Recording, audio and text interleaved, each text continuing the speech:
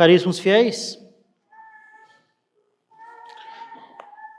para o sermão da missa de hoje, não é possível deixar de citar as palavras de São Paulo aos Filipenses, que são as primeiras palavras da missa.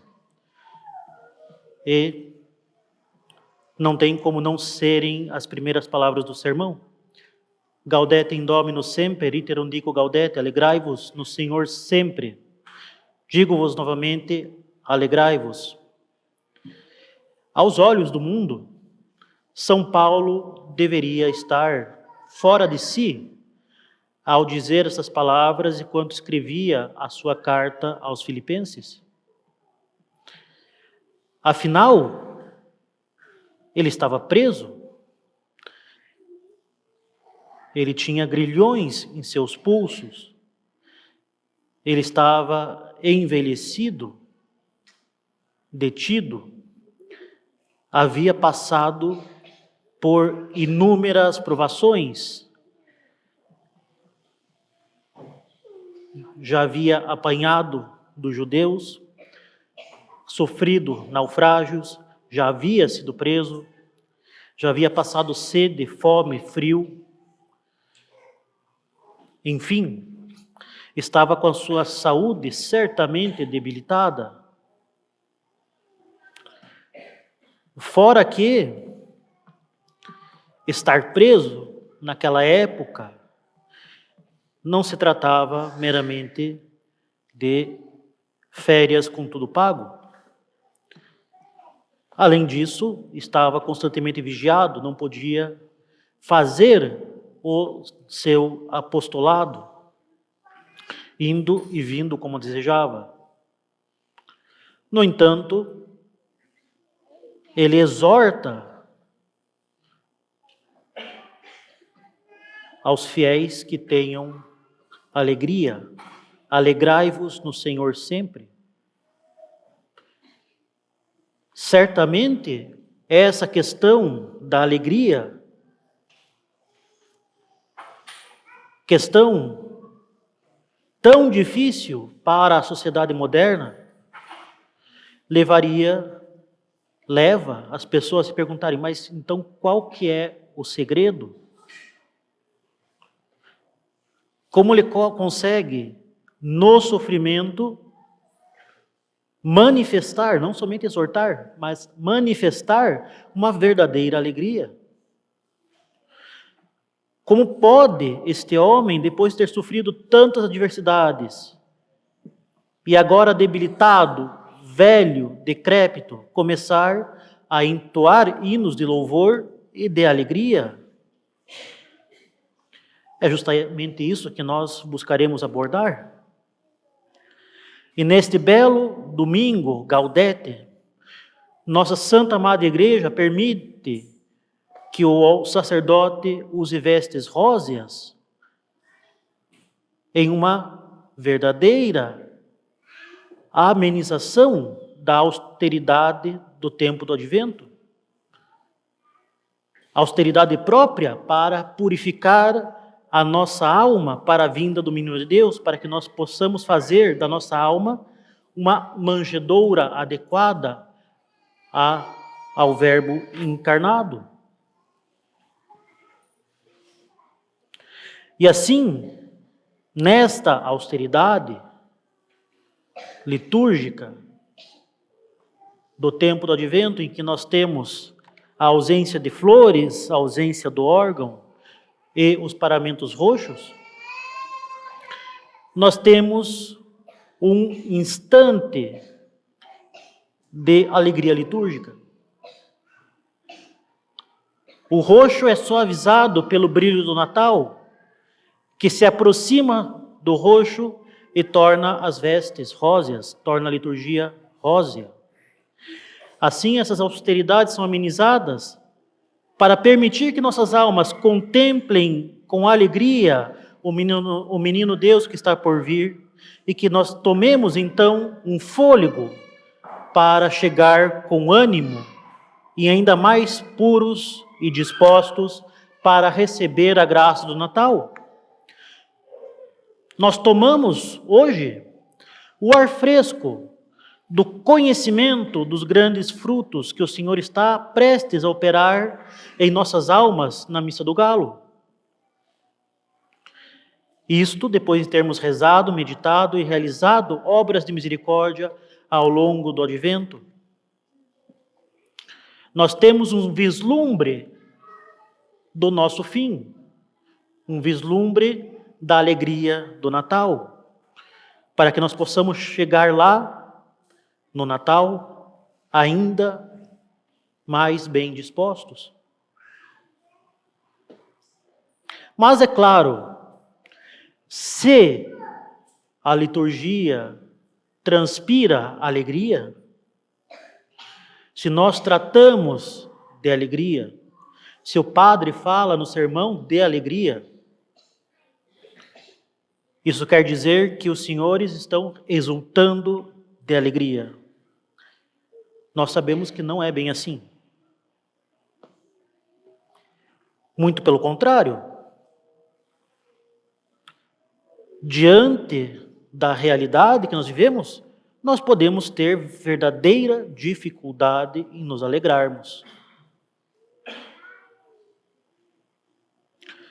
Nós vivemos, em maior ou menor grau, cada um em circunstâncias semelhantes às de São Paulo, quando ele tinha aqueles grilhões em seus pulsos, estava fraco, debilitado a escrever a sua epístola. Nós carregamos as nossas cruzes, que estão bem presentes em nossa vida. É difícil ignorar o peso das tribulações que nós vivemos. A cruz pesa, a cruz dói. E nós nos encontramos, vez ou outra, diante da nossa paixão, das nossas tribulações, das nossas angústias, e temos a nossa cota de angústia e de agonia, como nosso Senhor no Horto das Oliveiras. O estoicismo, a indiferença ao sofrimento, não é uma solução católica para um católico. Tanto mais que, ainda mais, o estoicismo de influencers da internet, que, na verdade, é uma estupidez. Enfim, nós não ignoramos os nossos sofrimentos. As pessoas lutam, elas lutam para acreditar que nosso Senhor está verdadeiramente próximo, enquanto olham para a sociedade apóstata, enquanto olham para os escândalos sociais e eclesiásticos, enquanto olham para os atentados contra a fé, oriundos da própria hierarquia da igreja. Lutam para ver Deus próximo, vendo tanto pecado, escândalo, violência e ódio. Vendo, muitas vezes, os próprios sofrimentos muito próximos, em meio a conflitos familiares, em meio a separações, em meio a desafios e medos das mais diversas espécies. Parece que o mal está mais próximo dos nossos corações do que o Senhor, em quem nós deveríamos estar nos alegrando. Parece que a proporção do mal, que o peso do mal supera em nossas vidas qualquer consolação da presença de Deus. No entanto, nosso Senhor prometeu que estará conosco até o fim dos tempos. No entanto, Ele próprio diz que o seu jugo é suave e seu fardo é leve. No entanto, Ele derramou até a última gota do seu sangue pensando em cada um de nós. Acaso vamos acreditar, vamos afirmar que o peso da nossa cruz é maior do que as forças de Deus?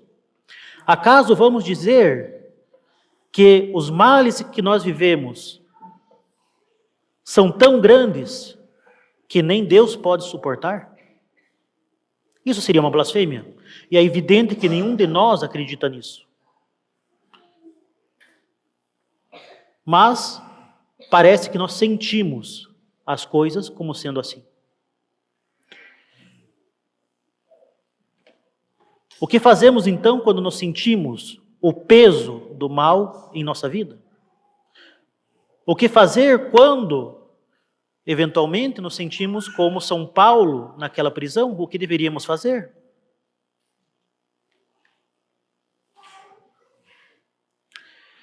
A verdade é que a nossa alegria no Senhor deve vir de que nós sabemos que Ele está verdadeiramente próximo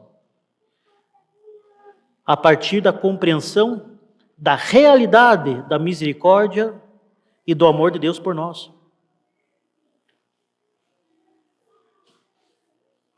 Há duas coisas que dão a São Paulo o segredo para permitir que seu coração verdadeiramente se alegre. E analogamente para nós também, para que possamos permitir que essa mesma alegria brote de nosso coração em meio a tanta contradição e tristeza.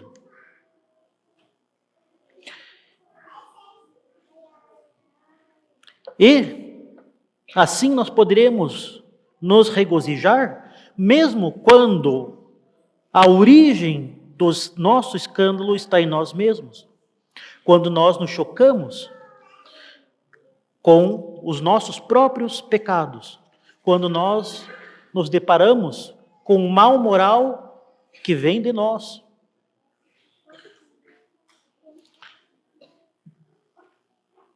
E o segredo está na própria natureza da nossa alma imortal. A alegria de Deus é proporcional, é adequada para a nossa natureza. Como a revelação é adequada à nossa natureza, como os meios da salvação são adequados à nossa natureza. Deus nos deu a doutrina católica que nós podemos compreender com a nossa inteligência. Deus nos deu meios de amá-lo, proporcionais à nossa vontade e às nossas ações. Deus nos deu uma sociedade visível, que é a igreja, que nos transmite a verdade e nos dá os meios de santificação que são acessíveis aos nossos sentidos, que são os sacramentos. Então, como nós bem sabemos da filosofia, a nossa alma imortal possui duas potências, a inteligência e a vontade. A inteligência pela qual nós conhecemos a verdade e a nossa vontade pela qual nós amamos e nos dirigimos ao bem.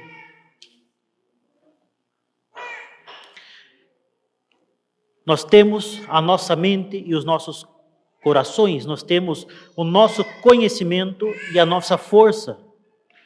Nós conhecemos e agimos.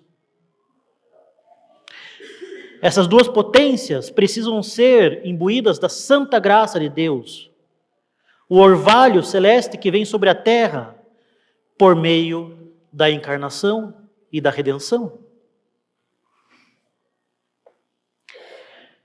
Ou seja, a nossa felicidade vem não tanto da nossa ação, não parte de nós, mas parte de Deus. Ele que ilumina a nossa inteligência e que inflama o nosso amor. Por isso, São Paulo diz, Gaudete in Domino semper. Alegrai-vos no Senhor. Alegrai-vos na graça de Deus. e não na sua própria força de vontade, e não em seus próprios meios, mas em Deus, no Senhor. Porque o meu intelecto e a minha vontade são aquelas duas coisas que são como que antenas ou esponjas que vão detectar e absorver a graça divina. A graça que Deus, nosso Senhor, concede às nossas águas, às nossas almas. São João Batista nos adverte, hoje no Evangelho: há um no meio de vós que não conheceis. E aí estavam, por isso que estavam perdidos os fariseus, olhando para todo quanto é canto, perguntando a São João Batista quem ele era, por que ele fazia o que ele fazia. E São João Batista tinha seus discípulos. Ele já pregava no deserto, ele batizava. E aqueles que eram responsáveis por acolher o Messias prometido estavam perdidos. Não tinham noção do que ele estava fazendo. Inclusive, ele responde: eu sou aquele que Isaías disse tal e tal coisa nas suas profecias.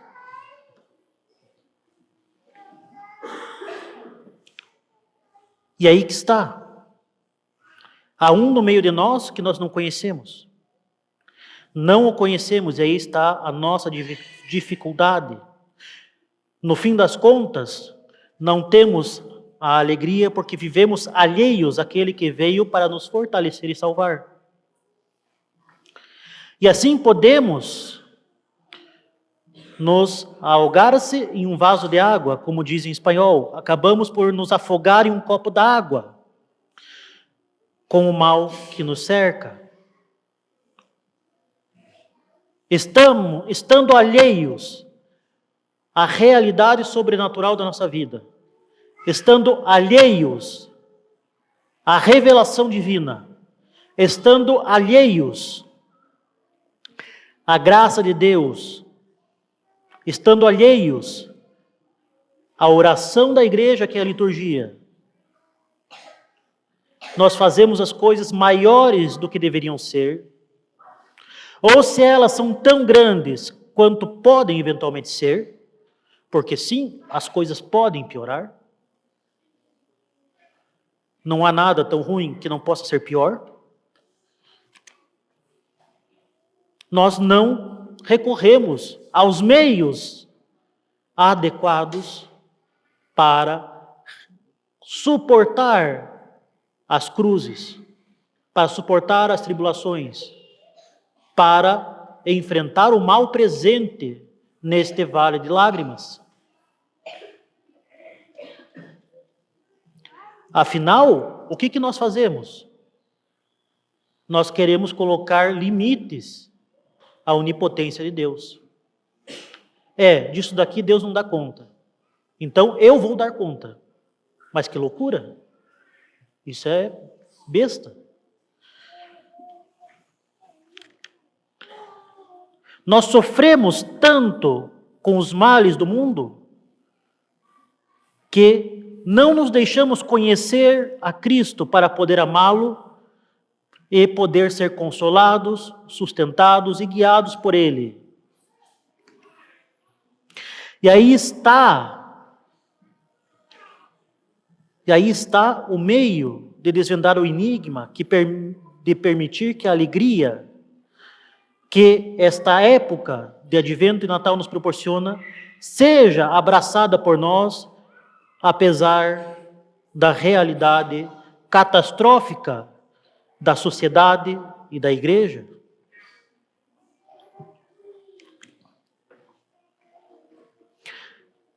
Afinal de contas, ninguém, nem nada pode deter o auxílio, a força e a consolação que Deus quer nos dar. Nada pode deter a sã doutrina, nada pode deter a graça de Deus, nada pode deter os meios que foram confiados à Santa Romana Igreja para nos ensinar, nos governar e nos santificar.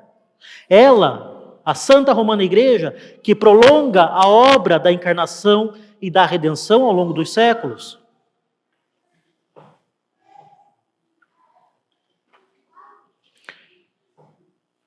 Justamente, a grande questão é que, se Deus estabeleceu uma sociedade visível, perfeita e visível, que é a Santa Romana Igreja, se Deus lhe confiou uma doutrina, se Deus lhe confiou um poder de governo, se Deus lhe confiou a oração do corpo místico de Cristo, que é a Sagrada Liturgia, se Deus lhe confiou os meios sensíveis e eficazes de santificação, que são os sacramentos, foi para que nós não ignorássemos a realidade sobrenatural da nossa vida. E nós temos aqui a liturgia de hoje. Nós temos, de forma sensível na Sagrada Liturgia, a oração oficial da Igreja, a alegria que deve envolver as nossas vidas. A liturgia nos manifesta de forma adequada à nossa natureza, a revelação e a presença divina para elevar os nossos corações, para sermos persuadidos por esta verdade e não permitindo que as nossas convicções sejam amolecidas e amortecidas pelos inimigos da cruz de Cristo e pelos inimigos da nossa alma. Este conhecimento que nos fortalece e move a nossa vontade nos é transmitido de forma bem objetiva e simples ao longo de todo o ano litúrgico. O ano litúrgico, ele manifesta a nós as verdades principais da nossa fé. A Santíssima Trindade, Pai, Filho e Espírito Santo, que decide enviar o Filho, a segunda pessoa da Santíssima Trindade, que é Deus, para se fazer carne e verdadeiramente habitar entre nós. Ele sofre, ele morre, ele ressuscita dos mortos, ele abre para nós o céu. Ele sobe aos céus, está sentado à direita do Pai e virá julgar os vivos e os mortos. Deus se manifestou concretamente na história. Deus veio a nós para nos salvar. Deus nos deixou a si mesmo, presente em corpo, sangue, alma, divindade, na Sagrada Eucaristia, presente nos nossos sacrários. Deus deixou a nós a sua própria cruz, no santo sacrifício da missa. Deus nos deixou a Santa Igreja, que nos ensina, nos governa e nos santifica. Isso significa que nós não podemos permanecer indiferentes a tudo isso, à realidade sobrenatural da nossa vida. Temos de estar envolvidos pela realidade sobrenatural da nossa existência. Temos que agir e permitir que nosso Senhor revele a nós, nas profundezas da nossa alma, a si mesmo, pela vida da graça. Como diz São Paulo, eu sei em que acreditei. Mas o conhecimento não pode permanecer aí. Temos que ter esse conhecimento, mas temos que implorar por esse conhecimento todos os dias. Conversar com Deus através da oração, para que Ele ilumine cada vez mais a nossa mente para a sua presença e para a graça do momento presente. E este conhecimento deve se traduzir e deve escorrer por meio das nossas ações. Nós precisamos amar, e o amor é um movimento em direção ao bem. Devemos amar esses mistérios da nossa fé e devemos amar o autor desses mistérios. E como amamos? Apoiados pela graça divina e inflamados pela caridade divina. É assim que nós amamos, com aquele amor sobrenatural que justamente nos faz enxergar em cada pessoa, em cada situação, em cada cruz e em cada consolação, a obra da redenção. Justamente, nós não sentimos a graça, nós não vemos a Deus com os nossos olhos da carne, nós não vemos os santos, o purgatório, o inferno. O que nós vemos e sentimos são as realidades sensíveis deste vale de lágrimas. E por isso, podemos esquecer de Deus, é claro. Nenhum dos senhores vai aqui me dizer, Padre, como eu não vejo a Deus, eu não acredito nele. Como eu não vejo o inferno, o céu, o purgatório, eu não acredito nele. É evidente que os senhores e eu mesmo, nós acreditamos em tudo aquilo que Deus nos revela e nos é dado a crer pela Santa Romana Igreja. É claro. Mas na prática, na ação de cada momento, nas nossas inclinações, nos nossos ímpetos, nas nossas reações, nós acabamos reagindo de acordo com o velho homem. No fim das contas, ignorando na prática a realidade sobrenatural da nossa vida. Então, iluminados pela fé e movidos pela bondade e onipotência divina que se revela a nós, nós devemos justamente buscar amar concretamente a Deus no momento que se apresenta a cada um de nós, a cada instante, pela graça do momento presente. Vivendo pela nossa fé, buscamos amar o nosso fim último e buscamos aproveitar a graça do momento presente, olhando para o céu a cada momento e buscando santificar cada instante que nós vivemos, oferecendo com simplicidade tudo a Deus, que nos dá tudo e se nos dá inteiramente, todo Ele para nós.